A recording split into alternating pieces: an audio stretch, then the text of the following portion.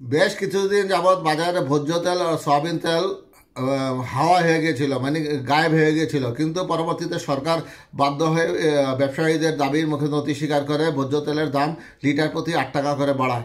তার কিছুদিন পর যেতে না যেতে আবার ব্যবসায়ীরা মানে পায়তারা করছিল আরেক দফা বাড়ানোর জন্য। এরই পরিপ্রেক্ষিতে বর্তমান সরকার ভোজ্য তেলের উপর ভ্যাট কমালো, যাতে করে জনগণ একটি সহনীয় পর্যায়ে তেল কিনতে পারে। কেননা তেল কেনার বেশিরভাগ ক্রেতা হচ্ছে মধ্যবিত্ত। উচ্চবিত্তরা তো যত দামি হোক তারা কিনে খেতে পারবে, কিন্তু মধ্যবিত্তদের নাগালের বাইরে যদি চলে যায় তাহলে তাদের পক্ষে একটা কঠিন অবস্থায় সৃষ্টি হবে। এই দিক খেয়াল রেখেই সরকার এই পদক্ষেপ নিয়েছে। আসন্ন রমজান উপলক্ষে বাজারে সরবরাহ স্বাভাবিক ও মূল্য সহনীয় রাখার লক্ষ্যে ভোজ্য তেলের উপর শুল্ক ও ভ্যাট অব্যাহতি প্রদান করেছে জাতীয় রাজস্ব বোর্ড।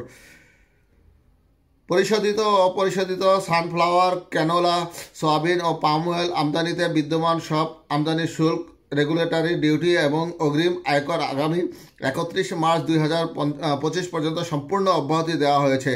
সোমবার এনবিআর এর এক বিজ্ঞাপনে তথ্য জানানো হয়। এতে বলা হয়, পরিশোধিত ও অপরিশোধিত সানফ্লাওয়ার, ক্যানোলা, সয়াবিন ও পাম অয়েল আমদানিতে বিদ্যমান সব আমদানির শুল্ক, রেগুলেটরি ডিউটি এবং অগ্রিম আয়কর আগামী 31 মার্চ 2025 সাল পর্যন্ত সম্পূর্ণ অব্যাহতি দিয়ে জাতীয় রাজস্ব বোর্ড পৃথক 3টি প্রজ্ঞাপন জারি করেছে। এসব প্রজ্ঞাপনে সানফ্লাওয়ার, ক্যানোলা, সয়াবিন ও পাম অয়েল বিক্রয়ের উপর স্থানীয় পর্যায়ে প্রদেয় মূল্য সংযোজন কর উল্লেখিত সময়কাল পর্যন্ত সম্পূর্ণ অব্যাহতি দেওয়া হয়েছে। তাছাড়া এসব পণ্যের আমদানি পর্যায়ে প্রদেয় মূসক 15% হতে হ্রাস করে 5% করা হয়েছে। ফলে এসব পণ্যের উপর আমদানি পর্যায়ে 5% মূসক ব্যতীত অন্য কোনো শুল্ক কর আর অবশিষ্ট থাকলো না।